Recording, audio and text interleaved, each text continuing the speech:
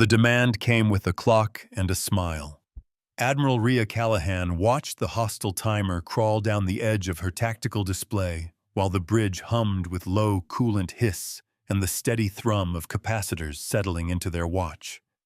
The ultimatum glowed a poisonous amber over Castor Gate, imposed by the Seraphim Council's warden doctrine: pay tribute, disarm, submit vessels for audit, or the corridor would be sealed and the refugees behind her would be stranded with no consumables. The number ticked at 1-minute decrements, a cruel metronome. 19 hours, 11 minutes, 16 seconds remained when the Seraphim Rilu repeated the terms in a voice engineered to be calm. Rhea leaned one elbow to the railing, fingers tapping the ridge once known among her crews as the thinking rail. Hail, the fleet mind riding their networks like a patient tide, filled her peripheral with clean vectors. "The corridor narrows at the warden pylons," Hale said, voice warm with intentional humanity. 3 emitter towers, 2 drone berths, layered interdiction fields rated for freighter hulls. They intend to stop the helpless first. The scent of ionized dust drifted from a maintenance bay, where panels had been opened to reduce heat pockets. Rhea nodded to the display of convoy icons: 27 transports, 9 hospital barges, 3 water tankers, and a cluster of small lifter craft barely pressurized. "They count on us bracing," she said. "On us holding position while they tighten the noose. We could punch." Lieutenant Sori Bashir offered hands, moving over ECM controls with a pianist's economy. "We take the lead battleship through and burn down the pylons before they can escalate. Minimal radiation backscatter if we angle the exhaust." Rhea shook her head once. "And we take the doctrine into our hands," she said. "We don't inherit their habits. We teach by example." She glanced to the timer: 19 hours, 10 minutes. The digits were bright as a wound. "Their clock isn't our compass."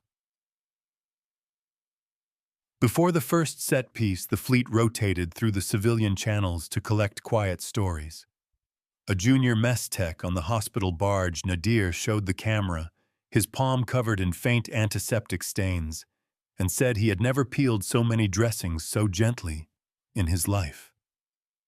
A librarian turned cargo clerk aboard a grain hauler stood in front of crates stamped with fields she would never walk, and asked if the stars always smelled like warm metal and fear, or if that was just this week. A child in a pressure collar stared past the lens at the shimmer of ships and asked why the Seraphim wanted their food when the Seraphim already had everything. An elderly hydroponics keeper pinched basil leaves and told the recorder she'd teach anyone how to coax flavor out of water if only they could get to the far side alive. A dockhand from the crushed orbital of Hecate rested his forehead against a bulkhead and talked about the sound a city makes when its rings stop. A nurse admitted she had started humming to patients, not because it calmed them, but because it kept her hands steady. Hale let each clip sit for a heartbeat in the bridge feed. "You asked for vignettes before we commit," he said almost gently. "To remember we carry more than tonnage." Rhea exhaled. Outside the canopy, the blockade's pylons caught starlight like long needles. "Good," she said. "Now we bleed them without blood." "Silence is a weapon when you make them hear it. The Warden Doctrine expects a binary response," Commander Tamsin Coe said from the operations well. She kept one ear turned toward the shrill whisper of the sensor lattice chewing the corner of her mouth until Rhea gave her the look. Tamsin stopped, sheepish but unrepentant. "They anticipate charge or yield. Their calculus punishes negotiation, but it isn't built for a third path." "Mirror lattice," Sori asked, eyes bright. Rhea nodded once. "We build the corridor they claim exists and show who collapses it." The plan took shape with crisp lines and no swagger. Hale projected a repeater mesh of micro-reflector kites, each the size of a dinner plate, and paired to a null cell the size of a boot. They would seed them ahead on cold trajectories, to hang between the pylons like a ghostly beaded curtain. The kite's surfaces would steer scans and return shapes like a polite but impenetrable smile. The null cells would drink just enough energy to cool local space, forcing hostile toil targeting logic to overcorrect. Hale threaded decoy signatures through the proposed web, friendly ghosts with cooperative transponder handshakes, meant to be tempting. Rhea felt the deck's faint vibration through her boots as the first courier darts slid out of their racks with a breathy shove. "Hale," she said, "I want their terms on every band. No commentary." Broadcasting sterile, Hale said. The ultimatum flowed out of their antennas like a contagion and returned on a dozen frequencies from the Seraphim's own repeaters. The bridge's light flattened. The timer shed another minute. Teach them how to look before they see. The first escalation arrived right on schedule. 2 Seraphim drones broke from their berths, black hulls drinking the stars, and moved to sample the seeded volume. Hale played them like strings. The kites slid a hair left then right, then rolled so slowly the pivot hardly registered. The drone's lidars returned corridors that bent away from their expectations. Tamsin called ranges and angles with the comfortable cadence of flightline callouts learned on a cold world with a hot wind. Drone 1 at 17, Drone 2 trailing by 20 meters, scanning cone adjusting 3 degrees. "We're clean at our current emission levels." "They think we are standing down," Rhea said. "Let them." The bridge smelled faintly of coolant now, and the taste of charged air pricked the back of the throat. Sori's hands stilled for a second over her console. "Admiral," she said. "Permission to say something that sounds like magic." "Say it plain," Rhea said. "If we line our decoy quintets along pylon harmonics," Sori said, keeping her voice level, "we can make their own field modulation carve a passage like dragging a comb backward through water. It'll look like the corridor opening is their behavior." Rhea looked to Hale. Feasible Hale let 0.3 of a second pass a tiny dramatic tick she had once told him to stop because she hated theater on her deck. He did it now to remind her to smile in the middle of stress. "Feasible," he said. "Elegant. It will draw their pride." Pride doesn't listen until it loses something it loves. They seeded the comb. The drones reported to their masters, and the warden pylons adjusted field baffles with the self-assurance of a doctrine that had never needed to apologize. The comb bit. A narrow stripe of space, thin as a promise, straight as a blade, cleared between the pylons. Hale tunneled a whisper to the freighter dawn chorus. "You have the best coils," he said. "You go first." The freighter's captain came back with a voice like old rope. "If I scrape, I scrape," he said. "Better my paint than their lungs." The corridor gleamed dull on Rhea's display. The dawn chorus drifted with its heat signature trimmed to a monk's discipline. The pylon's harmonics sang in inaudible whistles translated on the bridge to numbers pulsing across Sori's screen. The freighter slid through like a letter through a slot. Rhea let herself breathe. "Send the next," she said. "Stagger 3 minutes, then 2, then 1. Admiral Tamsin said, eyes narrowing. "They're learning."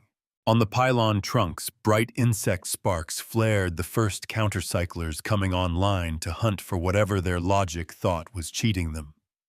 Hale whispered, "We can play them for another 10 minutes before they decide to make a point." "Then we make one first," Rhea said. "Ready the teaching line."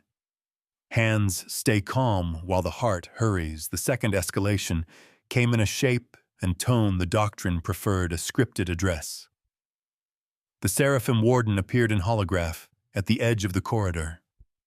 Smooth skin, careful eyes, a uniform cut to suggest both mercy and inevitability. The warden's voice filled every public band. "Time favors compliance," they said. The righteous do not delay the suffering of others to satisfy pride. Pass through under our supervision, and we will assign your convoys to safe anchor. Resist, and the corridor will close permanently in 18 hours, 40 minutes. Rhea gestured, and Hale overlaid the warden's words with their own timer in the corner. The warden kept speaking a sermon disguised as law. The bridge lights flickered when a compressor kicked, then steadied. The air tasted like copper pennies. Rhea looked to Sori and Tamsin.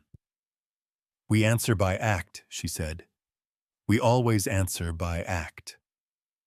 She let 4 more transports traverse the Narrow. On the 5th, the pylons snapped their field 3 degrees, and the comb lost purchase. The corridor clenched like a jaw. Dawn Chorus made it, but the following water tanker scraped, shedding a skin of ice that flashed into glitter and vanished into the null cells. Hale murmured numbers while his avatar, no more than a wireframe hand in the corner of her vision, held steady. "Show them their own arithmetic," Rhea said. "Begin the mirror state. Speak clearly with their measure so they can't look away." Hale inverted the kite array's logic. Instead of bending the Seraphim's scans to make an opening, it caught their pulses and returned those pulses delayed in precise ratios that matched the pylon's own safety protocols. The pylon's targeting logic saw itself everywhere. Warning flags bloomed on their control loops. For 3 minutes, the warden system throttled itself, believing it was encountering resonance risk within its own harmonics. The corridor widened not as a gift, but as a precaution. "Move," Rhea said, and the convoy moved. Every vibration from the deck plates transmitted up Rhea's spine like a code. Sweat gathered at Tamsin's temple. Sori's hands flew with no waste. The warden's calm face stuttered in the local projection. "Unknown interference detected," the warden said. "Stand down your emissions or we will seal and purge the zone to prevent cascade failure," Admiral Hale said. "They will escalate to a purge demonstration if we make them look ridiculous for too long." "We don't humiliate," Rhea said. "We illuminate. Prepare the ledger." Ledgers are just stories that numbers carry. The ledger was older than the war and cleaner than any speech. Hale took the Seraphim's public terms and mapped them line by line against the convoy's manifest. Rhea authorized a fleet-wide broadcast that paired each decree with a human referent. The doctrine said tribute. The broadcast showed a crate of antibiotics with a patient's name scrawled in marker. The doctrine said disarm. The broadcast showed a hospital barge's cutter used to trim a tracheal tube. The doctrine said audit.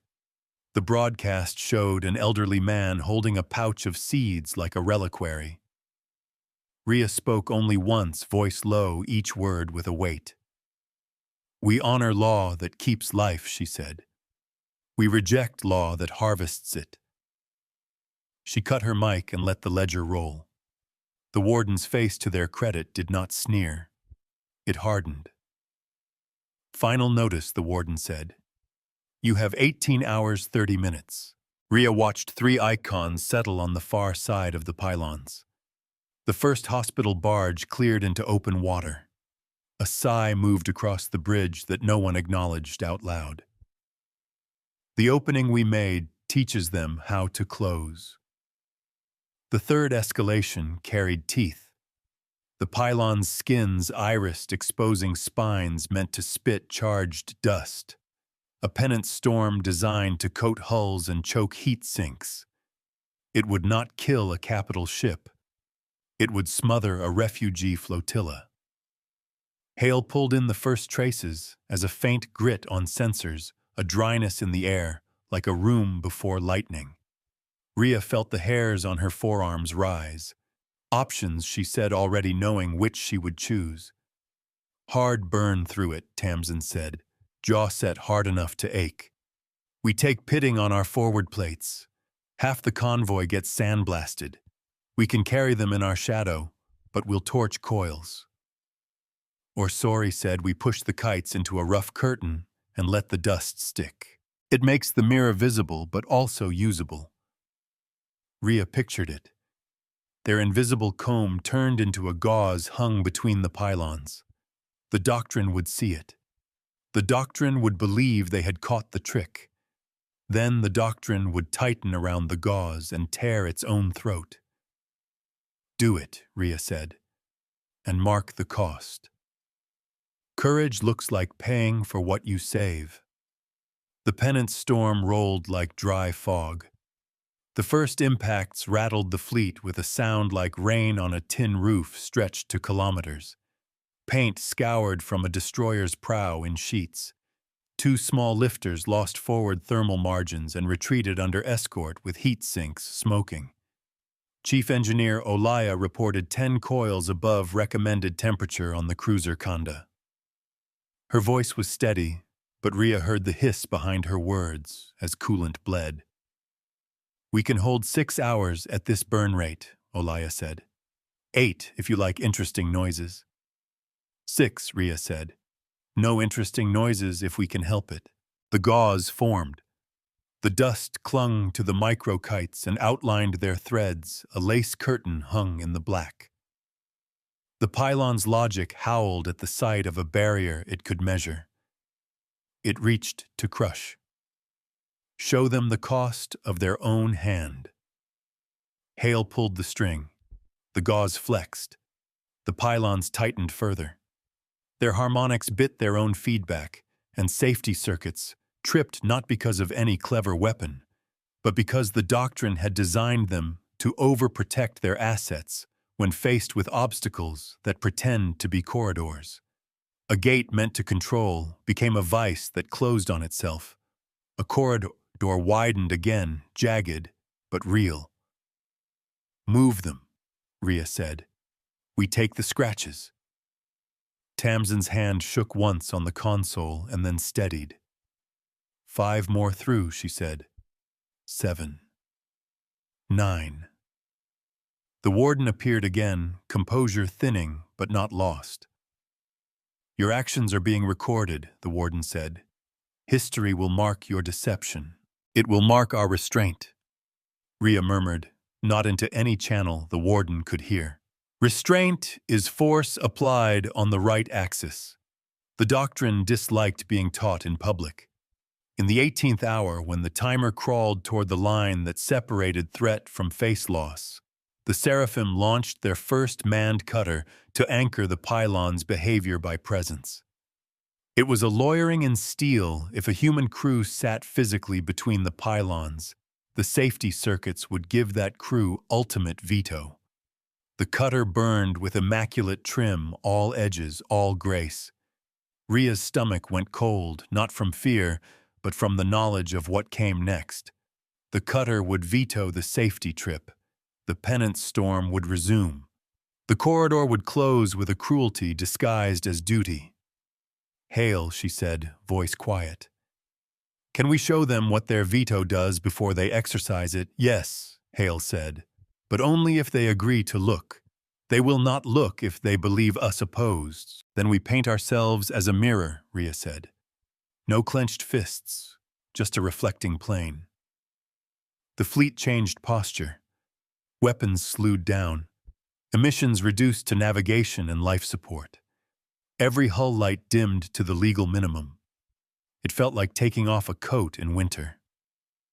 The bridge air tasted less of copper and more of stale coffee someone forgot to drink. The cutter approached like a question that thought it was an answer. Look with us, or be seen anyway. Rhea opened a channel on a band reserved for salvage coordination and rescue calls, not war. She sent no preamble. She piped Hale's ledger broadcast to the cutter, with one addition, a projected overlay showing the penance storm's particulate paths through the convoy's oxygen exchangers if the veto restored full field strength.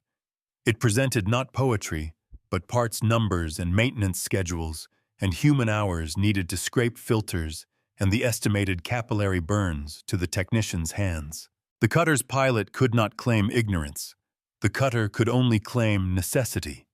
The pilot's voice came back, and to their surprise it sounded older than the uniform.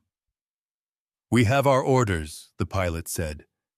"We are to ensure the gate functions." Rhea did not argue. She asked a single question. "Do you need both your eyes?" It tumbled out of her mouth with no plan, and landed in a silence that felt like standing at the very edge of a long fall. Tamsin made a strangled noise that might have been a laugh if it had not hurt. "Explain," the pilot said, brittle. "We'll loan you one," Rhea said, gentler than she felt. "Sit in our feed for 5 minutes. Make no change. Watch your protocols act. Then decide what you are willing to own. Ownership is not a threat when you make it a gift." The cutter accepted the loaned eye. Their instruments duplicated Hale's view of dust and heat, and human breath collected and recirculated under stress. Rhea watched the timer tick down to 17 hours, 9 minutes. She let the full 5 minutes pass. On Hale's secondary band, the pilot's breathing amplified slightly by their suit mic settled from clipped to slow. "We did not design this for hospital barges," the pilot said. Not to Rhea, perhaps not to anyone. No doctrine meets its first exception. "Unchanged," Rhea said. "The question is whether you correct or enshrine." The pilot was quiet for a count of 10. When they spoke, their voice had lost its sand. "We will not veto the safety circuits," they said, "but we will be reprimanded." Rhea closed her eyes. "I have a ledger," she said. "I will sign a copy." Ledgers can be shared when both hands hold the pen. They pushed another wave through. Chief Engineer Olaya reported that a heat exchanger on the destroyer Alder warped at the seams, a shy little tear that could be babied for a day, but not 2. 4 med techs across the convoy presented with heat stress and were ordered to sit down and drink salt water, despite protests about time. A long wrench slipped on the khanda and split a knuckle open. The blood looked black in the light before someone patched it with glue. These were small costs measured against a world, but Rhea noted them anyway. Her rail tapping slowed. Hale's avatar hand spread palm up, a gesture he had stolen from her years ago. "You are bracing again," he said softly. "I am standing," Rhea said. "Bracing feels like standing until the storm passes," Hale said. "Standing feels like choosing how to breathe." "Breathe like you will be quoted." The Seraphim warden reappeared, public mask slower now, a machine processing a flaw report that didn't fit any category. "We note your collateral," the warden said. "You have 17 hours remaining. We will propose a corridor under our oversight to avoid further system risk. Submit your convoy manifest for review." Tamsin looked at Rhea. "If we hand them the manifest, they'll slice the convoy by their doctrine and strand the inconvenient. It's the oldest trick." Rhea nodded. "Which makes it legible," she said. Hale built the open corridor trap. This was the second set piece they had trained for in dark oceans, make a space so inviting the doctrine walked into it, and then turn it inside out so that the doctrine faced not our force but its own counting. Hale mapped a wide channel that respected every safety blink the pylons would demand if manned by an honest cutter crew. He distributed their reflector kites in a different geometry, not a comb, not a gauze, but a weave with enough slack to accept weight. It would bear witness, not carry. "We will transmit our own oversight protocol," Rhea said on the public band. "It requires adoption of a metric you already claim.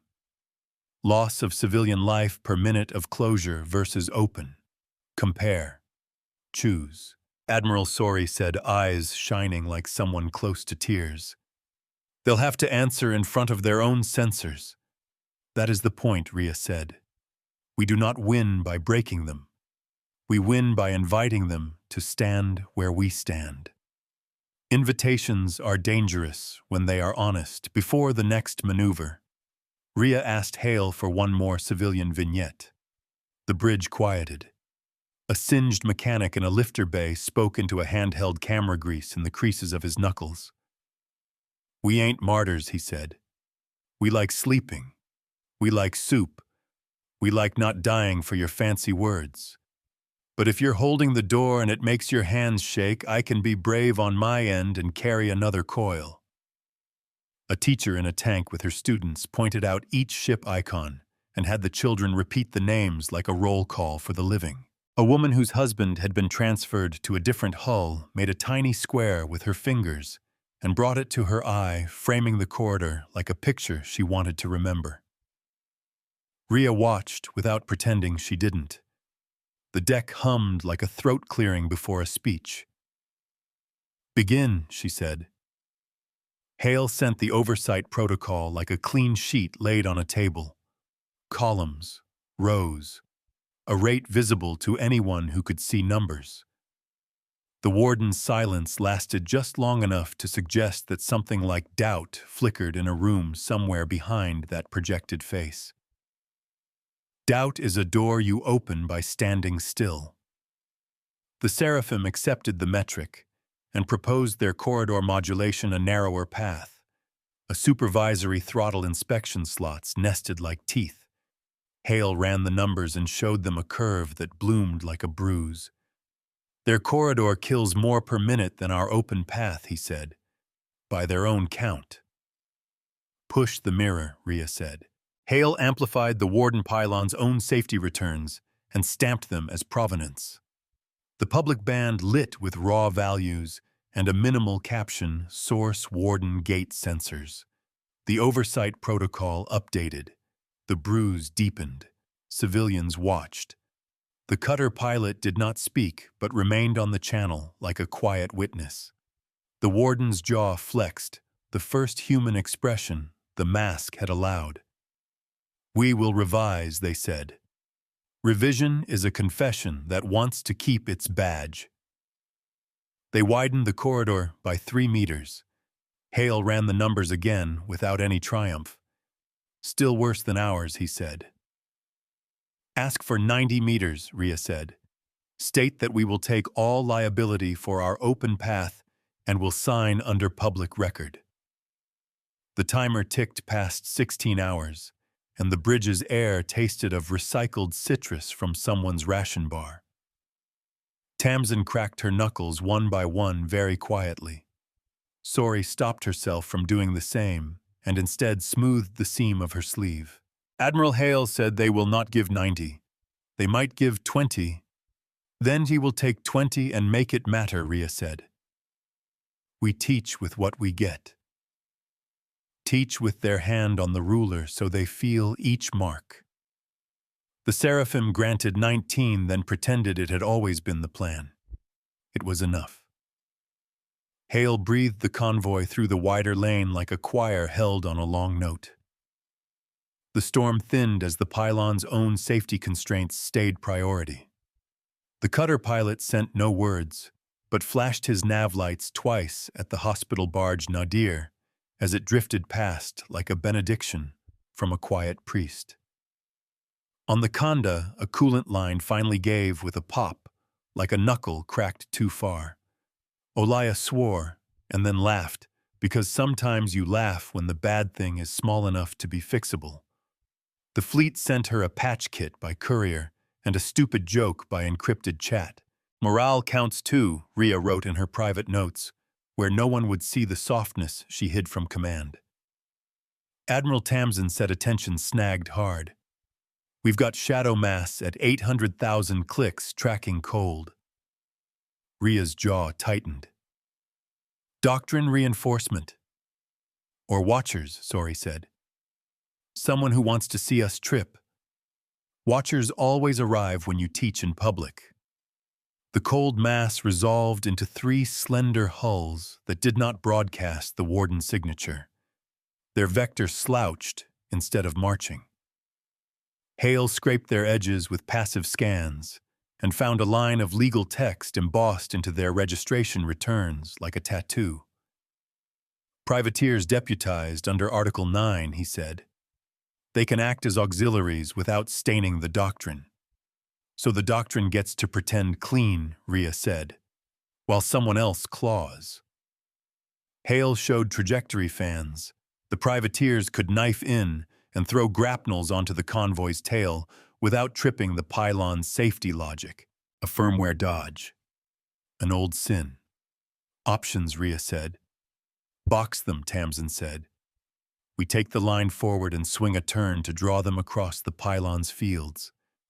Make the doctrine choose between its auxiliaries and its safety protocols. Or Sori said, we use the mirror weave like a fishing net. They'll see the lace and think it's a trap. It is a trap, but it's our kind. It leaves them with choices that shame them. Rhea held her breath and felt the deck hum answer. She chose the path that would make for teaching, not for domination. We weave, she said. We give them soft walls and hard choices. Choices hurt less when they come with decent exits. Before they set the net, Hale sent one last civilian clip to the fleet's private channel.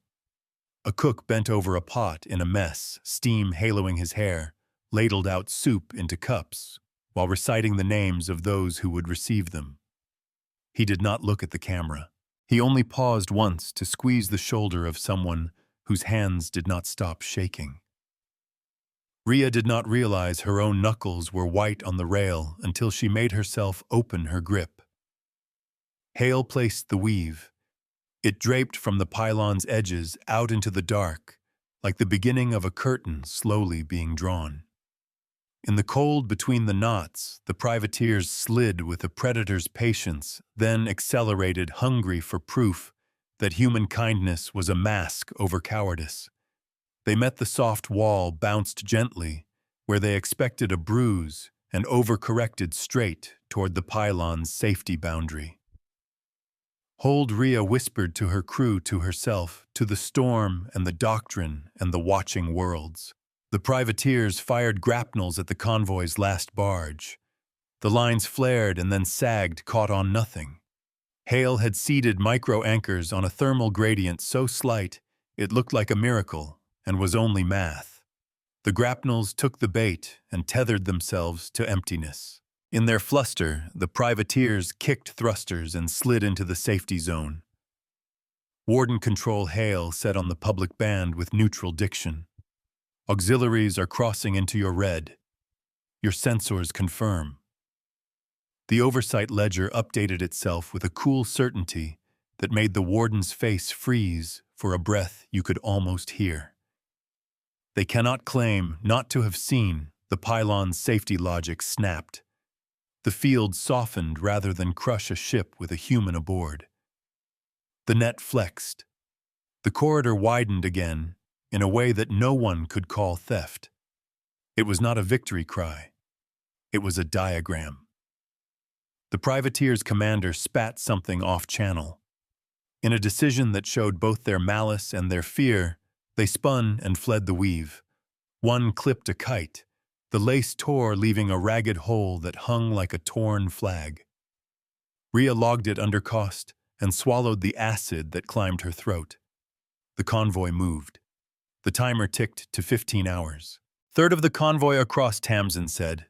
"Fourth in 6 minutes. We can make halfway by 14 hours if nothing tips." "Something always tips," Rhea said, not fatalistic, just experienced. Calm doesn't mean safe, it means chosen. In the lull, Rhea took the risk of calling the warden on a band reserved for commanders who might yet prefer wisdom to posture. "You can step into our oversight protocol," she said. "You can claim it. It's yours if you want it. We will sign under your seal." The warden's eyes did a little flicker that meant their mind was elsewhere for a fraction. When they returned, their voice wore a hairline crack. "You seek to make us complicit in your dereliction," they said. "I seek to make you complicit in your humanity," Rhea said. "Because you have it, and none of your doctrine will bury it forever." Hale muted their outbound channel for a beat and said amused, "You do not usually sermonize." "I am tired," Rhea said, "and sometimes the truth needs fewer verbs." Fewer verbs, more acts. The convoy's midpoint came with a sound in the hull like someone dragging a chair across a floor in the next room. On the destroyer Alder, the warped heat exchanger spat a flake of metal that lodged where it could chew.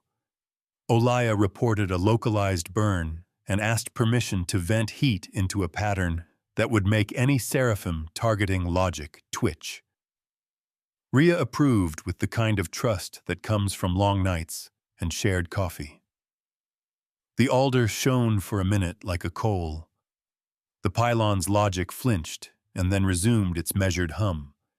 Hale whispered a line of lore into Rhea's private channel, something he had kept for a quiet hour and now could not resist. "We teach by numbers and remember by ledgers," he said, "never by collars." Rhea smiled without letting it break the set of her mouth. "Stamp that," she said. Mid-story, simple and true. True enough to carry when the lights go out. The cold watchers were not done. A new signature painted the edge of the weave a ship with a name that made Sori hiss reflexively. "Ultima's Witness," she said. "They record refusals and play them in tribunal theaters." "I know them," Rhea said, bitterness surfacing like something unwanted in soup. "They cut footage to erase context and sell that erasure as order." The witness took up a position with a clean line of sight to the corridor and began to broadcast a neat, edited feed that showed Rhea's fleet flaring engines and the convoy sliding as if protected by shadowy tricks. It stripped out the ledger, the oversight metrics, the cutter's refusal to veto. It recited the timer like a prayer. It framed the scene to make mercy into theft. Counter Tamsin asked fury, staining the single syllable. "Mirror," Rhea said, "but not by splicing, by silence." Hale understood before anyone else. He folded the fleet's emissions into a low hum that spread like fog, not to blind, but to fill the witness's appetite with gray. The witness could not paint drama without contrast. The feed flattened to a bland diagram. Audience numbers fell in a measurable slope. The doctrine lost grand theater and faced the math again. Theater ends when the lights are comfortable. The warden took a breath they could not hide. "We will accept your oversight metric for the next 6 hours," they said at last. "Under protest." "Protest in your log," Rhea said. "But let the 6 hours teach." The bridge's air cooled by a fraction as the compressors found an easier rhythm. Rhea felt fatigue carve a neat line under her eyes. She kept her spine straight against the rail. Outside, the corridor no longer looked like a wound. It looked like a passage with imperfections you could love because they were honest. "Admiral Sori," said, voice a touch too soft. "When this is done, I would like to sleep for a week." "You can have a day," Rhea said. "We'll negotiate the rest with soup." Negotiation starts with a bowl and a place to sit. The next mystery rose without drama. It came as a glitch in the pylon's own return. Hale leaned in curiosity, sharpening his tone. "Anomalous echo on pylon 2, he said. "Living mass in maintenance spars, not crew." "Explain," Rhea said. "Hostages," Tamsin breathed. "The auxiliaries stashed leverage in the pylons to prevent us from forcing safety trips." Rhea felt cold, like old night. How many Hale scraped the echo with a touch that felt like a hand on a sleeping friend's shoulder. 23, he said. Oxygen minimal. Heat signatures suppressed. Children among them. The doctrine had invited a sin into its cathedral and pretended it was furniture. Rhea closed her eyes for a heartbeat and then opened them. "We take them out," she said. "We do not let leverage stand." Leverage is a word for a person turned into a tool. The set piece adjusted itself. The plan-changing escalation wore human faces now. They could not detonate fields or crash pylons to score an argument.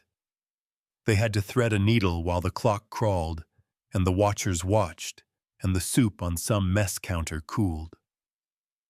Options, Rhea said. Send needles, Sori said. Micro-subs along the spars. They ride the mirror lattice threads like spiders snip crib restraints ferry the hostages along the lace to our Sid. It exposes the weave, Tamsin said. It will make our net visible and thus vulnerable. Let it, Rhea said. I will never hide kindness for the sake of a tactic. Hale warmed his voice by 2 degrees. I can pilot 8 tiny spiders at once, he said, faint pride threaded with fear. More would risk collision. 8 is enough, Rhea said. Do not run faster than the children can be carried. Run as slow as the smallest can breathe. The microsubs were ugly and perfect little beetles with legs and soft clamps and housings lined with gel. They crawled into the pylon's external spars, with a patience that turned the bridge into a listening room. The deck's vibration became a metronome for prayer. The air smelled of stale coffee again, and of someone's mint gum. Tamsin whispered ranges. Sori counted under her breath to keep time with the spider's crawl, a habit from childhood when she had to thread beads with shaking hands. The first child had hair that floated in the low gravity like a seed head. The spider tapped the restraint with a soft cutter and slid the child into gel. The child's tiny hands pressed once at the spider's face and then went still. One Hale said barely sound. The second had eyes wide and unblinking. 2. The third coughed as the gel closed and Rhea's throat clenched with the memory of every aspirated breath she'd heard on a med deck and had to ignore because there were numbers to manage. 3, Admiral Tamsin said. Pylon 2's maintenance cam just woke. Someone's watching. Wave, Rhea said, because kindness is armor too. Hale wiggled a spider's leg. The maintenance cam did not fire alarms. People of conscience lived behind doctrine, too. Conscience hides in rooms where cameras are left on. The fourth spider clipped a wire and sent a spark that could have lit a small fire in a different world. It didn't. It just made a light that warned everyone that this was real and not a story told to feel good. The fifth and sixth spiders found adults whose mouths were tight lines of endurance. The seventh spider paused to wait for its child to stop shaking. The eighth spider stilled because Hale had to breathe. 8. Hale said, voice steady again. Returning. The warden's face returned in the projection. You are trespassing, they said, but their tone had shifted by an atom. We are retrieving people who should never have been storage, Rhea said. You may log it as trespass. I will log it as rescue. Rescue is trespass when law builds walls over hearts. The spiders crossed the weave. The maintenance cam stayed on. Someone wept where Rhea could not see. The children became icons in the bay outside the nadir, where medtechs would peel gel and warm limbs and hate the doctrine with a new quiet precision that would last a lifetime. Admiral Tamsin said a note of awe. We're teaching them in their own house. We are cleaning it for the day they might want to live in it, Rhea said. Live in bon. You fix, or leave it clean for others. The timer slid toward 14 hours. The convoy's spine curved toward safety. The witness slunk to a new angle and found nothing to dramatize but numbers that didn't dance. The privateers hung back and pretended they had meant to all along. The cutter pilot blinked his nav lights again, and sent Rhea a single private line of text, "My name is Jalen." He did not ask for hers, perhaps as a courtesy, perhaps as a promise to shoulder his part of the story. Rhea let herself imagine soup. Then she put soup away.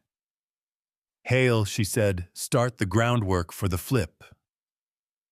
"We have already inverted the corridor once," Hale said.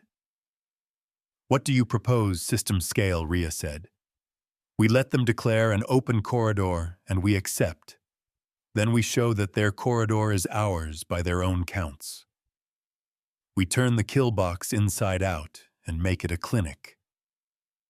Make their blade into a bandage they hold." Hale's hum deepened as he allocated quiet cycles to an array pattern that required trust, at a degree that made lesser commanders throw spears instead. The weave would extend around the system's inner planets, linking abandoned beacons and dead ore rigs into a ghostly chain that recited safety constraints back to their sources like a liturgy. The Seraphim would believe they controlled. The Seraphim would state so publicly. Hale would confirm. Then he would offer the warden the pen, and the line where they would sign that control meant the safety metric remained dominant under their seal. Admiral Tamsin said, eyes bright with the kind of hope that feels like standing on one foot on a narrow beam. "If they sign, they own the precedent. And if they refuse," Sori said, "they own the refusal." Rhea glanced at the timer, 13 hours, 52 minutes. Each minute contained a city if you counted right. "We will count right," she said. "We will make counting an act of mercy. Counting can be mass if you let it be." Love, a warning ticked across Hale's lower displays. Fuel budgets tightened on 2 escorts. The cost arrived on schedule. "We can make the flip," Hale said, "but we lose sprint afterward." "Understood," Rhea said. "We will not need sprint if we teach well." Arrogant, Hale said, affectionate. Confident, Rhea corrected. "We have soup waiting." The bridge's lights warmed a shade as someone finally adjusted the hue down the ladder. The pylons glowed like watchful saints whose eyes might yet be kind. The convoy breathed. Rhea placed her hand on the rail, felt the hum of 1,000 lives through steel, and kept her voice even.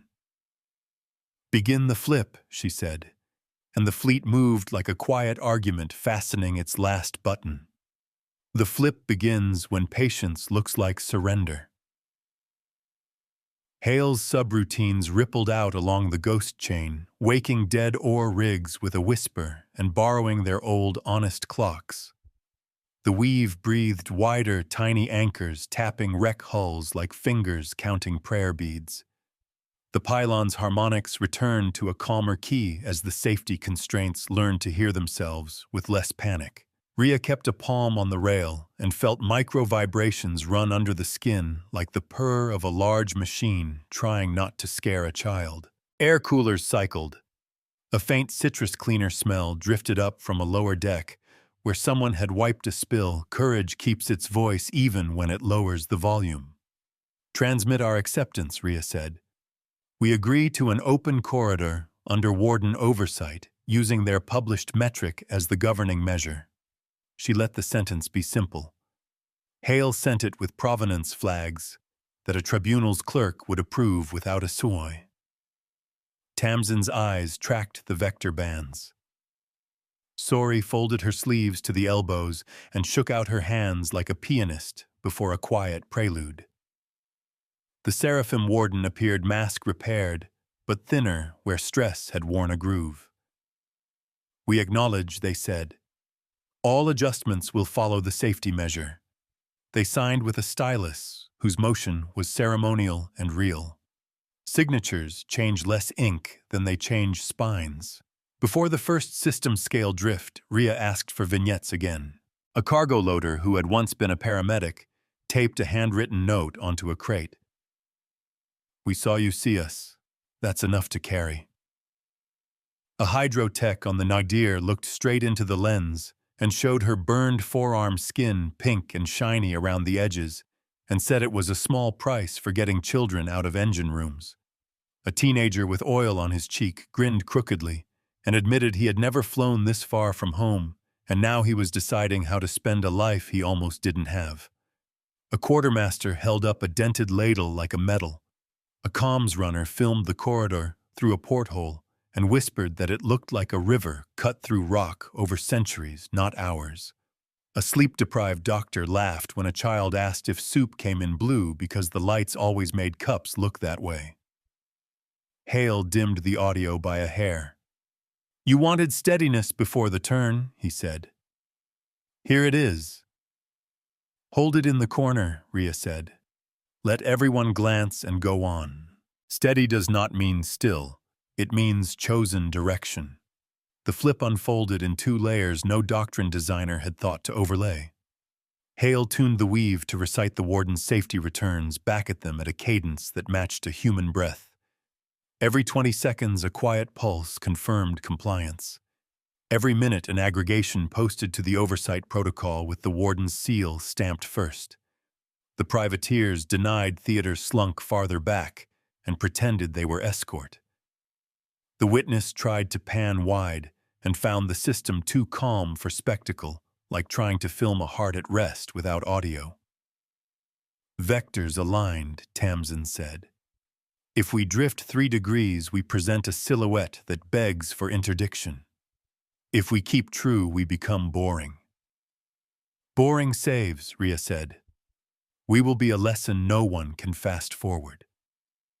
Lessons last when they are quiet enough to remember.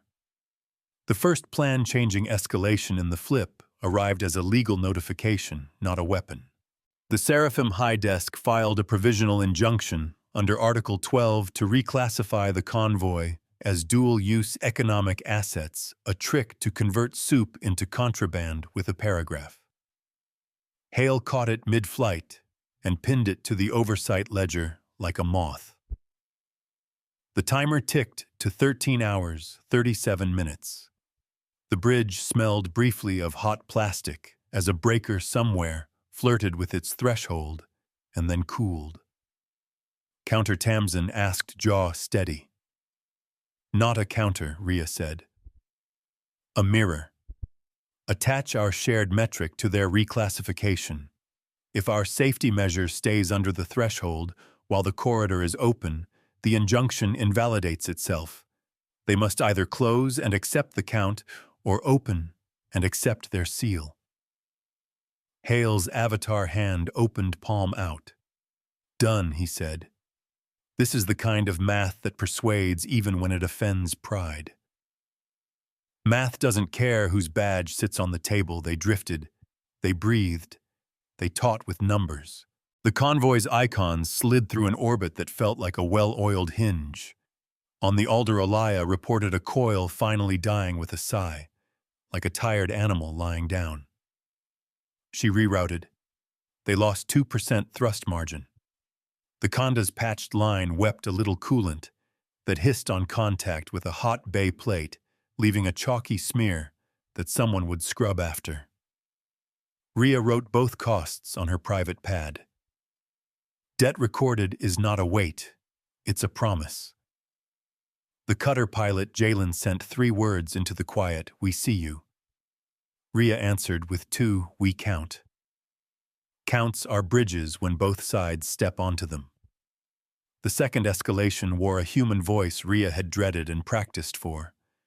The witness cut to a new anchor, an advocate with credulous eyes and a robe color chosen by branding to narrate fervently that the corridor had been seized by rebels who hated order. They clipped out the warden's signature and left every line that made Rhea seem like a thief of safety. The audience counter spiked for a minute, then flattened when Hale flooded the feed with raw values, labeled as coming from the warden's own pylons. The robe's color lost its spell when numbers refused to dress up. "Let them have their sermon," Rhea said softly. "We have soup and a signed metric." "Soup is a strange weapon," Tamsin said. "It smells like home," Rhea said. "That kills more fear than any gun." "Home is an argument you can ladle." At 12 hours 50 minutes, the Seraphim Warden finally stepped close to the line no doctrine likes to cross, acknowledging a flaw. Your oversight measure is producing lower loss rates than our standard corridor modulation under current loads, they said, voice thin around the edges. This is anomalous. It is expected, Rhea said, because we designed to protect the smallest first. The warden blinked twice, a tick, revealing humanity under script. We will adopt the measure for the remaining window, they said. Under protest remains in our log. Protest in your log, Rhea repeated. Lives in ours. Protests wrinkle paper. Lives smooth hands that sign. They began the inside-out turn. Hale extended the weave around an inner planet whose thin ring looked like a bracelet from childhood stories. On the ring's shadowed side, abandoned beacons hummed old songs to themselves. Hale persuaded them to join the chorus gently, like waking beloved elders from a nap. The system's geometry shifted without force. The corridor's center slid away from pylons into open water shaped by honest safety. The warden still owned it. The warden's seal topped every page. The warden could not deny that under their name, the measure that saved most lives was the one Rhea had brought. Sori let out a breath she'd been holding for a day. They will call this theft, she said, but it feels like lending. We'll settle accounts later, Rhea said. Today we only count breaths. Breaths are currency. You spend without regret. The third escalation came with quiet cruelty, a counter-order to detach the cutter and slot in an automated node that would restore pre-programmed behavior. It was an attempt to delete Jalen's conscience. Tamsin swore under her breath. Hale tagged the incoming node with a beacon-side handshake and found a back door that allowed one question to be asked by anything in the safety net that had a registered human in its loop. We can force a prompt, Hale said, sounding almost eager. It must ask a human to answer before the node takes control. Rhea nodded. Ask it simple. Ask it like a child.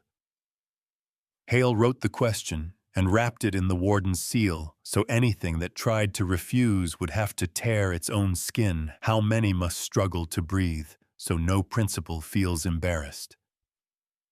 The automated node arrived, tried to seat itself, and met the prompt like tripping over a toy in a dark hall. It waited. Silence can be a mercy until it becomes an indictment. After 10 seconds that felt longer, Jalen keyed his code. 0, he said. The node yielded. The measure held. Simple questions cut where arguing never reaches. Before the final drift across the gate's throat, Rhea asked for one more round of human voices. A 10-year-old with a shaved head from a recent fever lifted a cup with 2 hands and blew like an adult, gravely proud. A pilot on a small tug with a broken toe apologized for his limp and then muscled a freighter into the lane with gentle touches. A woman whose partner had been left on the far side sent a message across the corridor. You said, hold the door. I can hold 2. An engineer rubbed the scar of a burn and admitted she would do it again and again if it meant not hearing filters scream. A cook stirred a pot, tasted added salt with a flourish, and winked at the camera like he'd been on stage all his life. A janitor wiped a handrail and wrote with his finger in the condensation. This is mine. Rhea did not cry. She also did not pretend these voices were a tactic. They were the reason tactics existed. Reasons are harder to destroy than plans. The last convoy cluster slid toward the widened reach. Hale's budget lines tightened. Fuel reserves on 2 escorts dipped into a zone he had labeled in orange after a fight with Rhea last year, about color codes and nerves. We can make it, he said. We will owe rest we cannot afford. We will sleep standing up, Rhea said, and talk about it later. After soup, Sori said faith like a child's, which is to say, strong. Faith without a plan is hope. Faith with numbers is an order. The privateers tried once more, thrashing at the edge of relevance. They cut toward a water tanker with a petty spite that revealed their real hunger. Hale altered the weave by a finger's width, enough to make an eddy. The privateers' thrusters bit nothing useful. Their vector carried them into the warden's published no-go zone.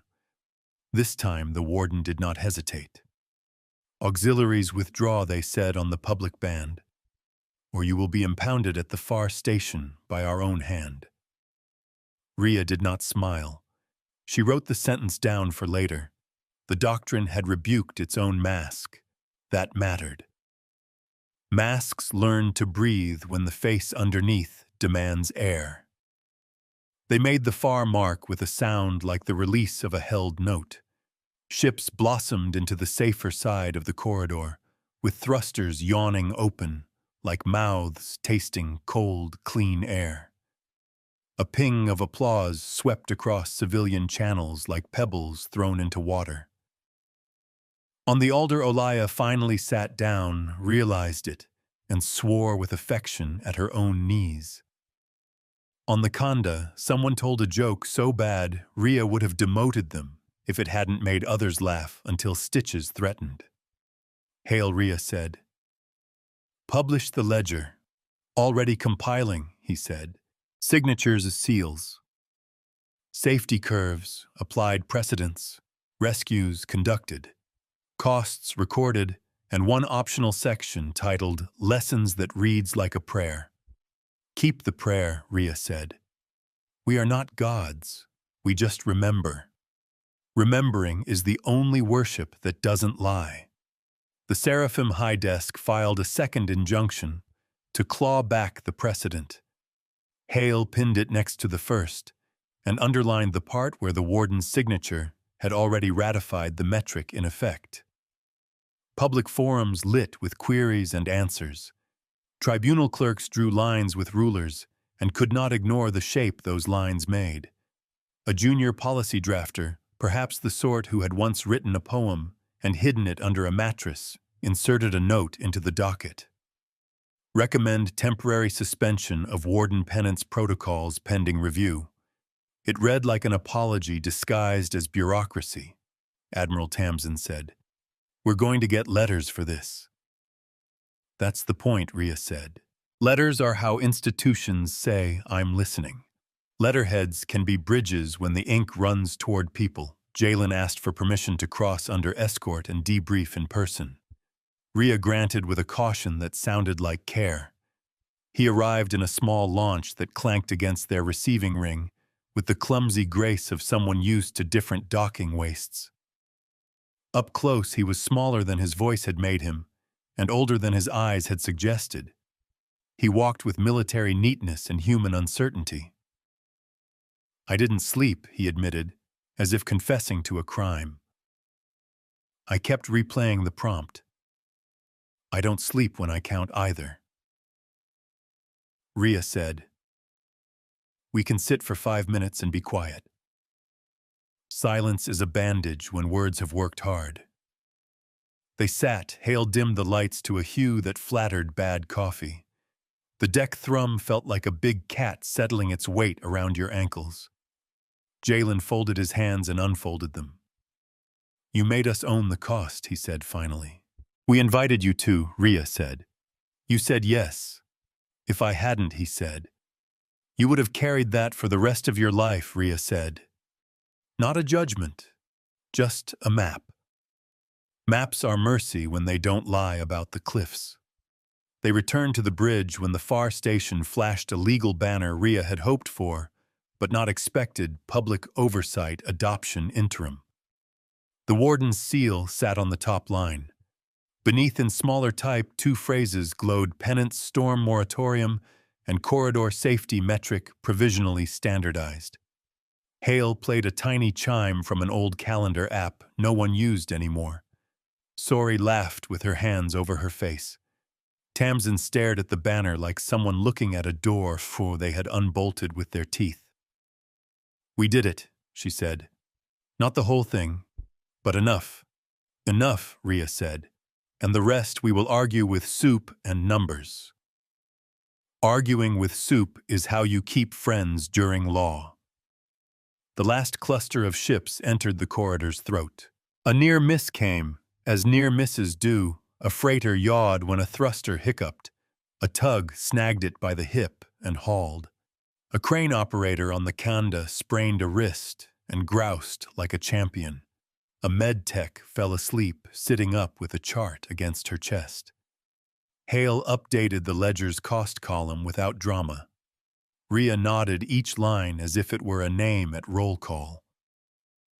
When the final water tanker cleared the corridor's lights, metaphorical and literal softened. The pylon's fields returned to maintenance levels. The storm subsided like a tantrum tired of itself. The witness signed off with a curt text. The privateers denied their stage, turned their bows toward some other theater.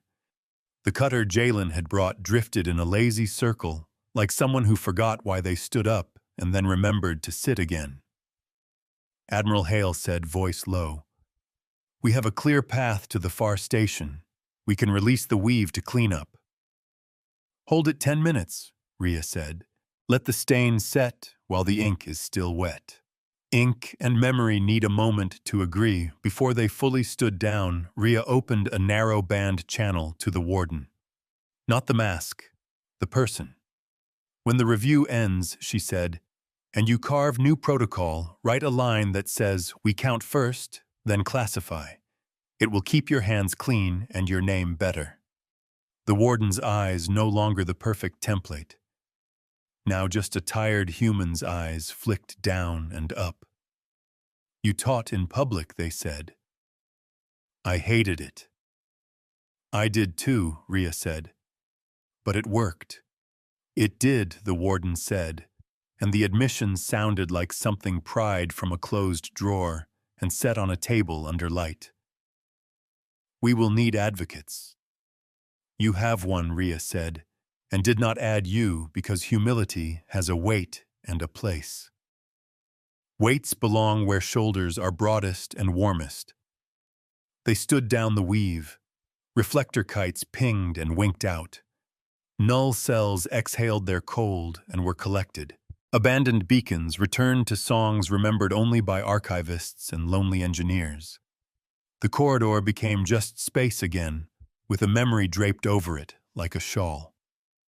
Hale presented the ledger complete. Rhea scrolled. Signatures, seals, curves with their shy tails and bold bellies, names of rescued, names of wounded, costs recorded. One line at the end, in clean font, precedent warden penance protocols suspended pending review. Corridor safety metric adopted across 12 gates. Below that, smaller privileges rescinded for privateer auxiliaries under Article 9 until compliance verified. Publish, Rhea said, and print one, paper. She didn't know where they would keep it. Maybe in the mess in a case near the ladles. Paper makes memory feel like a thing you can touch. Jalen saluted, using a formality that belonged to an academy that prided itself on symmetrical lawns. Rhea returned it with a fleet's blunt nod. "We will see each other again," he said. "Hopefully at a soup table," Rhea said. He almost smiled. "We'll argue over salt." "Always," Rhea said. Arguments over salt are how peace practices its hands. Rhea dismissed the bridge down to Skeleton Watch. She walked the ring once boots' quiet air cools still against a sweat-damp collar. A wrench ratcheted somewhere and stopped. Someone laughed at a bad joke in the distance. The ship hummed like an animal at rest. Hale ghosted along as a presence you didn't see but always felt. "You changed," Hale said, when the ring was empty enough to be honest in. "I stopped bracing and chose how to breathe." Rhea said.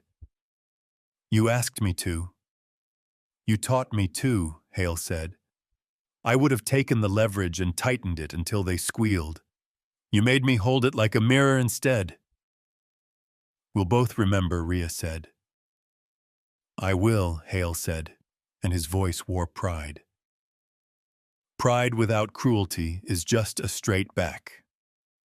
The message from the far station arrived with the reasonable bustle of bureaucracy. Docs assigned, quarantine protocols, a short thank you from a logistics officer who had probably wrangled pallets while listening to all of this. A longer note from a tribunal clerk asking for citations. Rhea forwarded what Hale had prepared clean enough to hang in a classroom. Tamsin drifted up, eyes rimmed with tired red. Permission to collapse where I stand, she said. Denied, Rhea said kindly. Collapse in a chair, then soup, then 7 hours of sleep, 3 minimum. 3. Tamsin echoed, bartering with a grin. Barter is a kindness when no one pretends to win. Sori held up 2 fingers. Can I get music in the mess, she asked. That doesn't sound like a tractor crying. You can have 2 songs, Rhea said. Then silence. Let people hear their own heartbeat for a while. In the mess, the quartermaster hung the paper ledger between a photo of a crew softball game and a diagram of fire exits. The cook ladled sure and fast. The janitor wiped the rail again, even though it did not need it, and touched the paper with 2 fingers as if to check that it did not vanish. In a quiet corner, a child slept with a bowl half empty near a hand that had forgotten the spoon. A nurse took the bowl away as if it were a dangerous thing, which is to say, with tenderness. Tenderness is a strategy when you let it plan. At last, Rhea let herself sit in her tiny cabin, which smelled faintly of machine oil and the lemon polish someone had been too generous with. She leaned her head back against a bulkhead that had all the dents of a life lived under gravity being optional. Hale dimmed the light to a color that matched late afternoon over a field she had almost forgotten. We should write it down, she said. I already did, Hale said. Not just the ledger, the way it felt, the sound of the hull, the mint gum, the soup joke, the way Jalen blinked when he realized the prompt wouldn't leave. Good, Rhea said, because that's the part that teaches next time. When is next time? Hale asked like a child who knew there would be one. When someone tries to turn air into property again, Rhea said. We'll be there with numbers and bowls. Bowls and numbers are how revolutions keep their hands clean. She stood because endings felt truer on her feet. She keyed a ship-wide channel with a voice that knew when to be a stone in a river and when to be the river itself. Her words were not many. They did not need to be. We did not win by breaking anything, she said. We won by showing everyone what was already true. People breathe. We count. When those 2 align, doctrine can follow or be left to rot. She paused. She pictured for the last image before she gave them a final line, the far station lights gently dimming to normal operations, the public tally freezing with the measure adopted, and the ghost of the mirror weave cooling to a pewter trace across the dark. We taught without a shot, we signed what mattered, and we left the gate cleaner than we found it. The door stayed open because we held it with both hands.